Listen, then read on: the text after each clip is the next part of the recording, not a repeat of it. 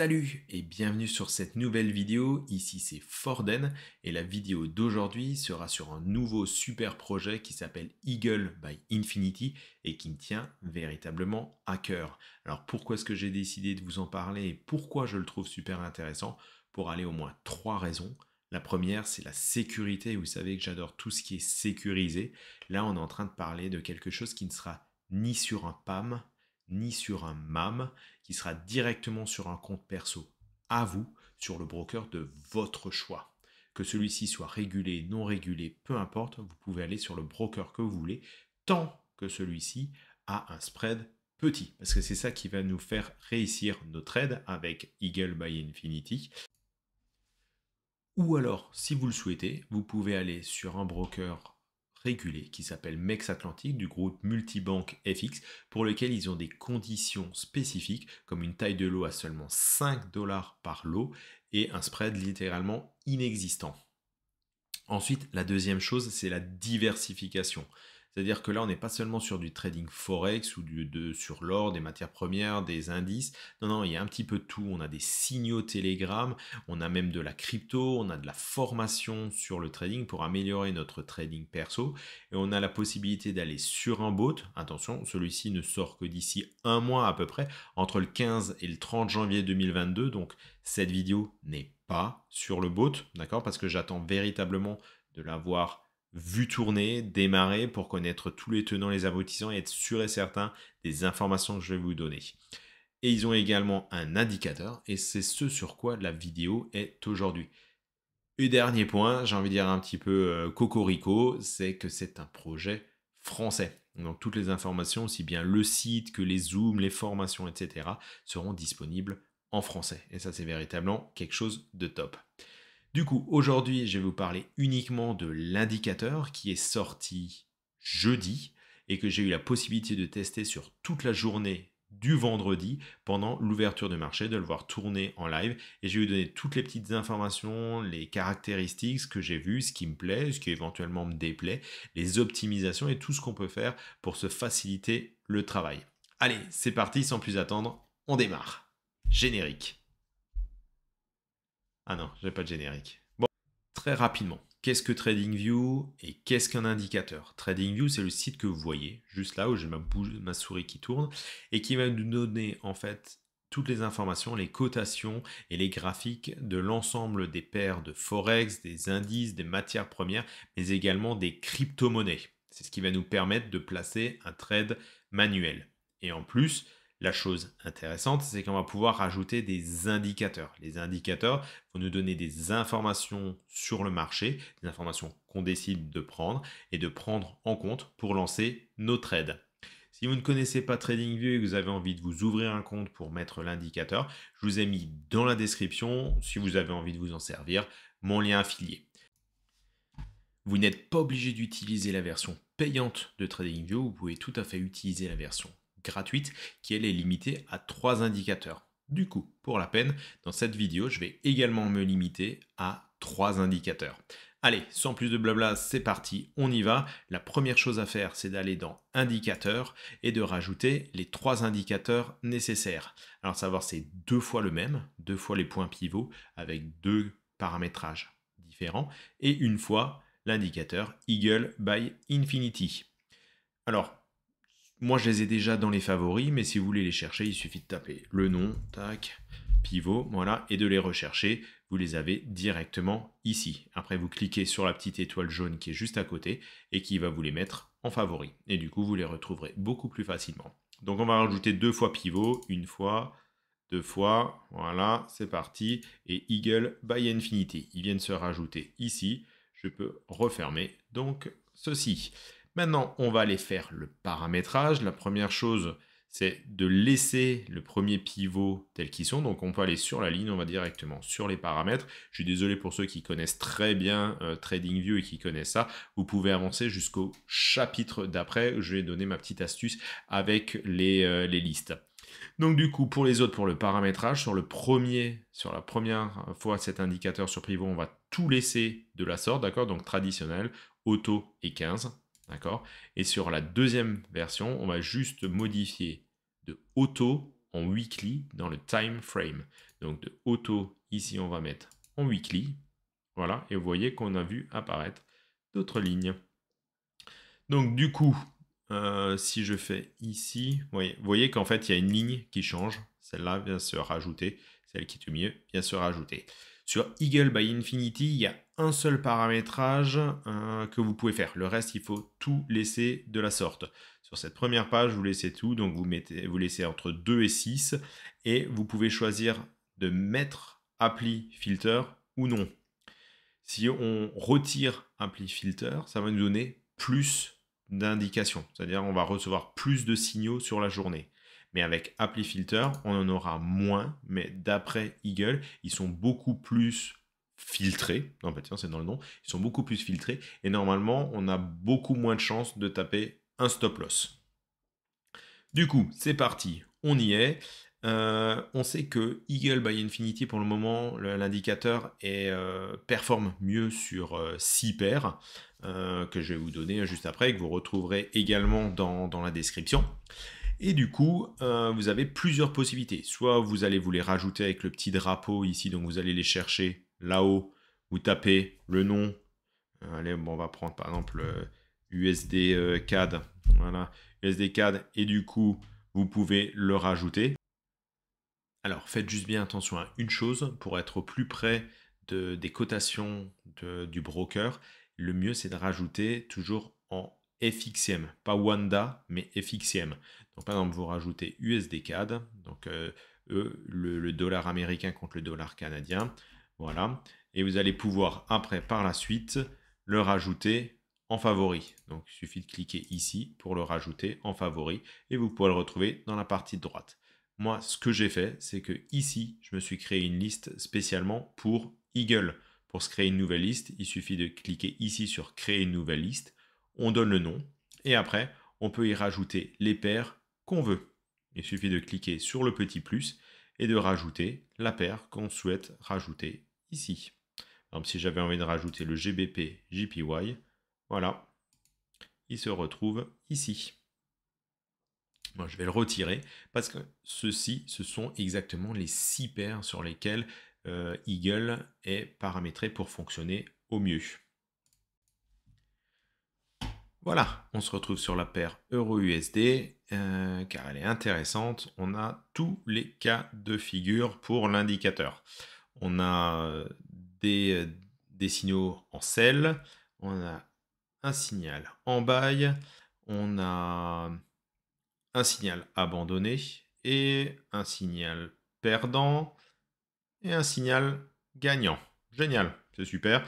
Du coup, pour avoir plus de visibilité sur mon graphique, je réduis la barre latérale. Voilà, c'est super, on a tout ce qu'il faut. Donc, Eagle by Infinity, ce sont ces flèches. Aussi bien les flèches rouges que la flèche bleue. Quand on reçoit une flèche rouge, c'est un signal pour dire comme quoi il faut vendre un sell. Et quand on reçoit une flèche bleue, c'est qu'on va avoir un signal en buy. Si je retire, si je cache l'indicateur, vous voyez qu'en fait, ce sont ces flèches qui disparaissent.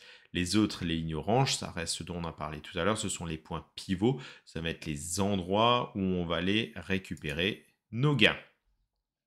Donc du coup, si on regarde le premier signal, je vais le déplacer, je vais agrandir un petit peu le graphique pour qu'on voit mieux. Ici, qu'est-ce que ça nous dit? Ça nous dit, voilà, vous pouvez prendre une entrée en sell, et ils ont modifié récemment leur indicateur pour qu'on n'ait pas à prendre au moment de la flèche, mais uniquement au moment où ça passe la ligne de prix. La ligne de prix, ça va être la ligne bleue, et le stop loss, ça va être la ligne rouge. Il faut que, entre le moment de la flèche, de cette flèche, et le début du trade, il faut que ça aille toucher la ligne de prix. Si ça touche d'abord la ligne du stop loss, le trade est annulé. Donc ici, on a notre flèche. Ça commence à descendre comme on en sell vers la ligne d'entrée, mais ça ne la touche pas et ça va toucher ici notre ligne de stop loss. Donc par conséquent, c'est un trade abandonné. Ici, trade abandonné. Ensuite, juste après, quelques minutes après, parce qu'on est sur du 1 minute, hein, très important, il faut être sur du 1 minute.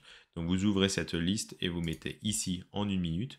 On va avoir de nouveau un signal à 12h04. Je suis en train de vous montrer sur la journée de jeudi et je vous montrerai après ma journée réelle du vendredi. Et ici, c'est pour vous montrer comment fonctionne l'indicateur déjà.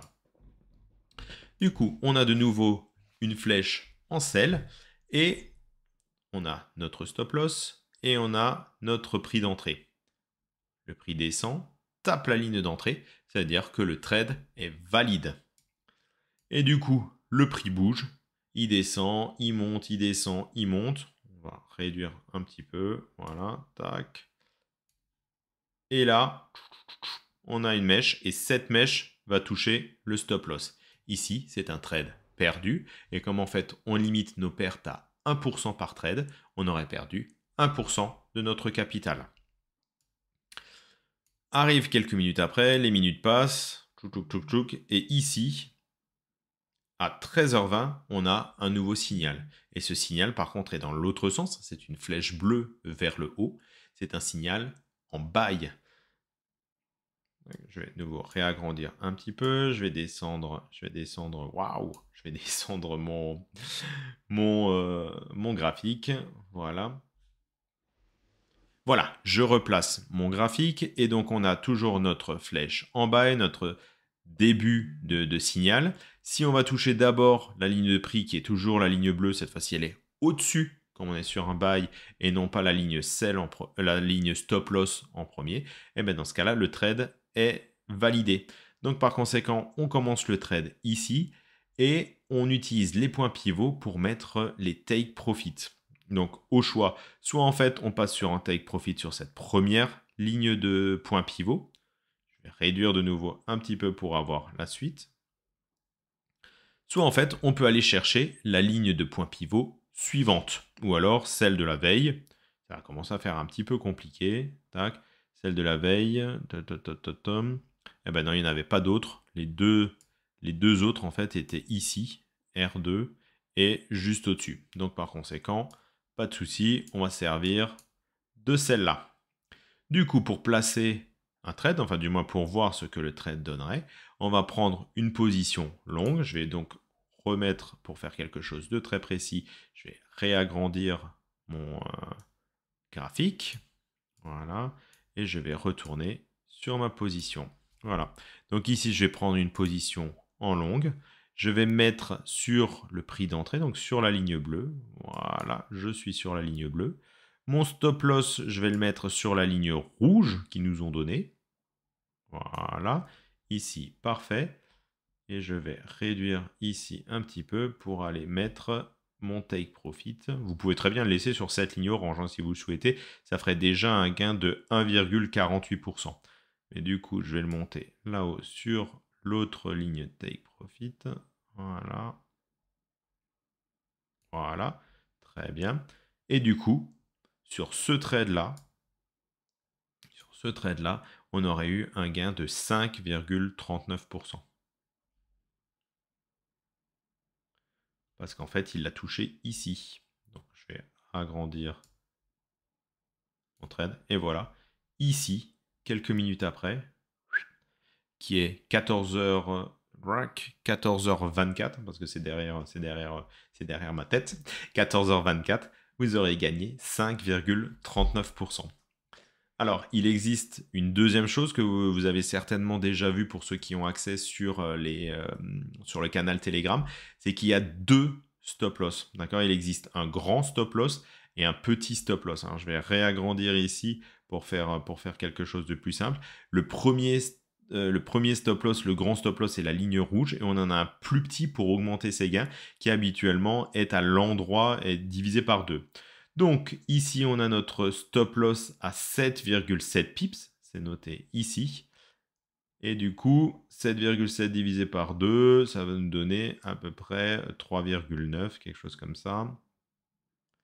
3,9, tac, tac, tac, voilà, on va se mettre sur 3,9, allez, vas-y, 3,9, bien sûr, tu veux pas, 3,9, voilà, 3,9.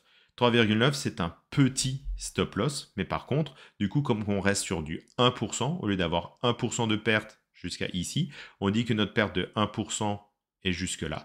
Donc forcément, par conséquent, ça augmente d'autant notre gain, ça multiplie notre gain par 2. Et vous voyez que ici, sur ce trade, en un trade, on aurait gagné 10,64%.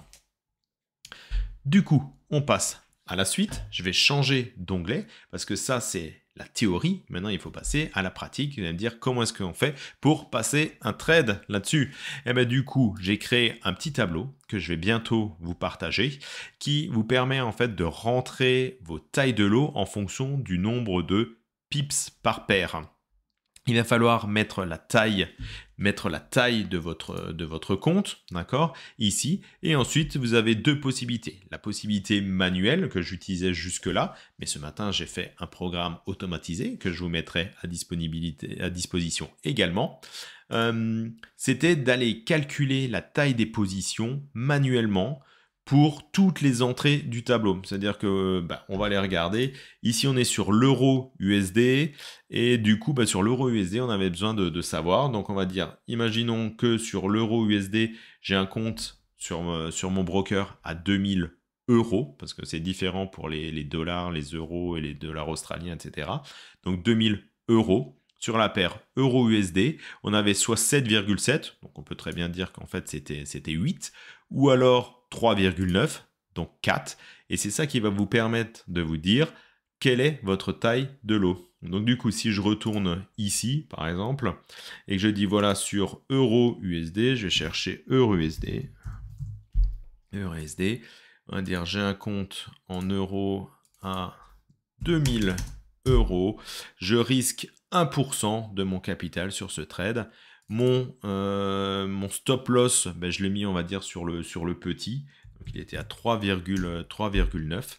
Et 3,9, et donc nous dire, 3,9, il faut que vous preniez un trade avec 0,58 lots. Et par conséquent, quand j'irai sur mon MT4, je lui mettrai 0,58 lots. Alors, du coup, ici, vous avez toutes les informations. Et il faut savoir que ce matin, j'ai passé toute ma matinée à faire quelque chose d'automatisé que, comme dit, je vérifie juste encore début de semaine avec l'ouverture des marchés. Mais j'ai réussi à faire, voilà, 1500. Voilà. Et bien ça change toutes les informations. Si vous avez 1500, 5000. Ici, ça fait un petit peu beaucoup. 15 millions, non, on va peut-être prendre un petit peu moins. Allez, 5, 1, 2, 3. Voilà, 5000 euros. Voilà, vous avez exactement la taille des lots pour les 6 paires. Voilà, à partir de là, vous pouvez placer votre trade. Et on va regarder tout de suite ce qu'a donné Eagle by Infinity, l'indicateur, sur l'ensemble des 6 paires pour la journée de vendredi. Allez, c'est parti.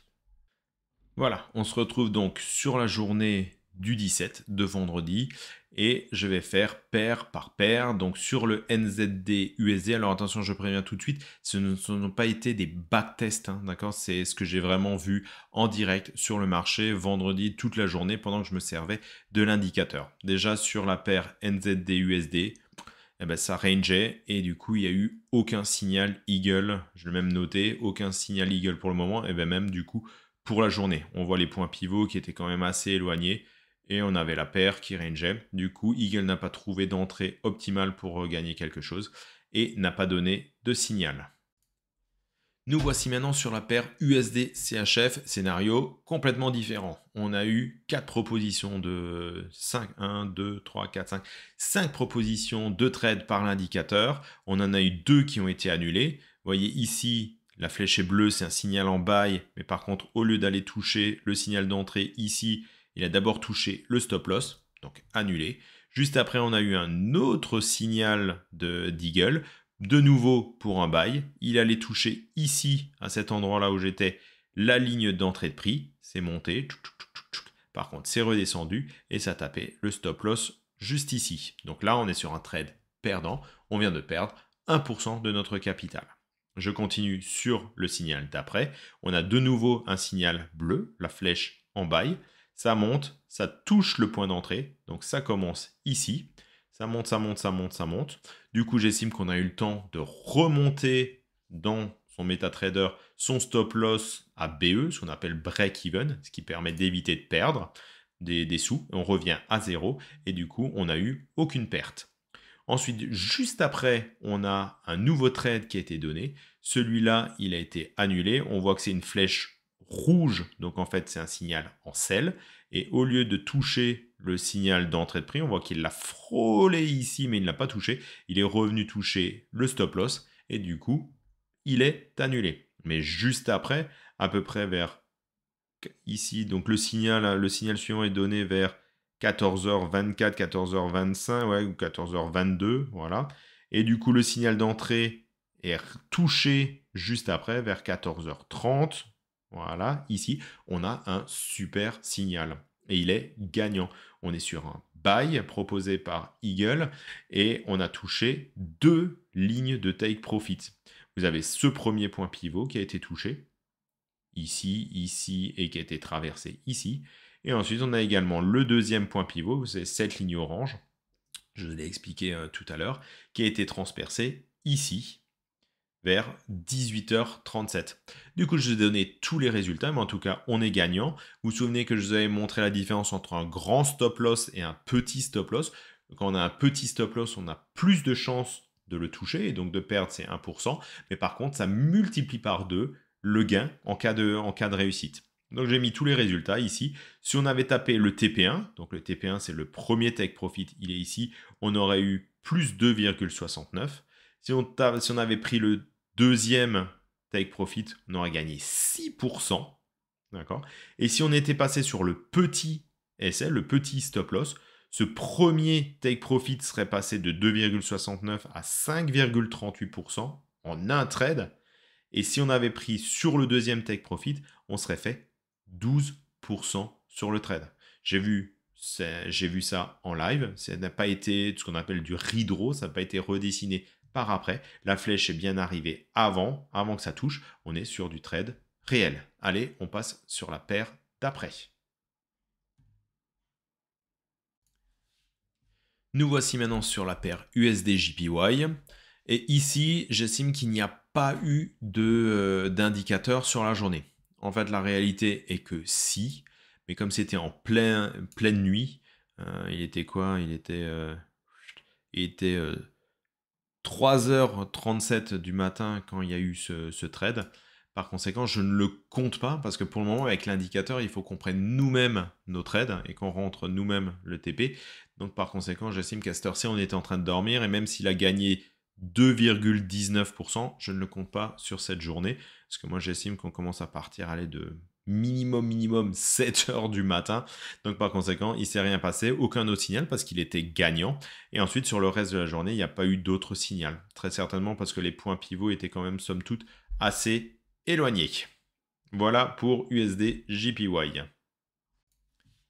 Nous voici maintenant sur Euro USD. Là, c'est la petite déception, j'ai envie de dire, pour cette journée de vendredi. J'ai regardé les jours d'avant, c'était plutôt pas mal. Du coup, il y a eu 4 fois l'indicateur, je veux dire, après 7 heures du matin, il y a eu 4 fois l'indicateur. On a 2 fois un trade perdant, où j'estime qu'on n'aurait même pas eu le temps, vu qu'en fait, on a juste passé un tout petit peu la ligne de point d'entrée. On n'aurait pas eu le temps, j'ai envie de dire, on n'aurait pas eu le temps de passer en break-even, stop loss en break-even. Donc ici, on a perdu 1%. On a un deuxième trade juste après, idem, où on passe juste le point d'entrée, on descend, on va se taper le stop loss. Donc sur la paire Euro-USD, on aurait perdu 2% sur la journée, parce que les deux autres trades n'ont pas été validés et donc n'ont pas été pris.